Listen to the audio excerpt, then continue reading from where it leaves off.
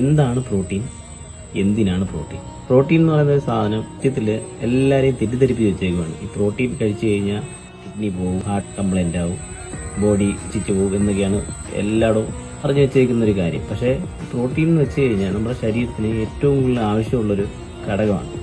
അത് നമ്മുടെ ഫുഡിൽ നിന്നും എന്ന പ്രോട്ടീൻ നമുക്ക് തുച്ഛമായ പ്രോട്ടീൻ ആയിരിക്കും നമ്മൾ കഴിക്കുന്ന ഫുഡിൽ നിന്ന് കിട്ടുക. അല്ലെന്നുണ്ടെങ്കിൽ പ്രോട്ടീൻ അടങ്ങിയിട്ടുള്ള അധികം ഫുഡുകൾ കഴിച്ചെങ്കിൽ മാത്രമേ നമുക്ക് ഒരു ദിവസം ആവശ്യമായിട്ടുള്ള പ്രോട്ടീൻ ഒരു ദിവസം നമുക്ക് കിട്ടുള്ളൂ. ഫുഡിൽ നിന്ന് ഇത്രയും പ്രോട്ടീൻ കണ്ടെത്താൻ പറ്റില്ല. സപ്പോസ് ഒരു ഉദാഹരണം പറയാം.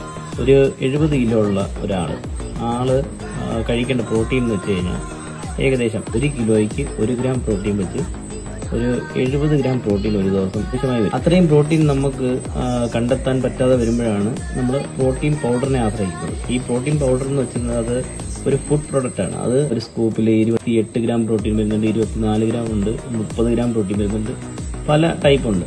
നല്ല ബ്രാൻഡഡ് കമ്പനി നോക്കി മേടിക്കുക, അതാണ് ഒന്നാമത്തെ കാര്യം. പല ബ്രാൻഡുകളും ഇപ്പം അവൈലബിൾ ആണ്. പക്ഷേ കൊള്ളാവുന്ന ഒരു ബ്രാൻഡ് നോക്കി സെലക്ട് ചെയ്ത് നല്ല രീതിയിൽ കഴിച്ചു കഴിഞ്ഞാൽ ശരീരത്തിന് ഗുണമേ ഉണ്ടാവും, ദോഷം ഉണ്ടാകത്തില്ല. അതുകൊണ്ട് മസിൽ വളരുമോ എന്ന് വെച്ച് കഴിഞ്ഞാൽ അത് അങ്ങനെയല്ല.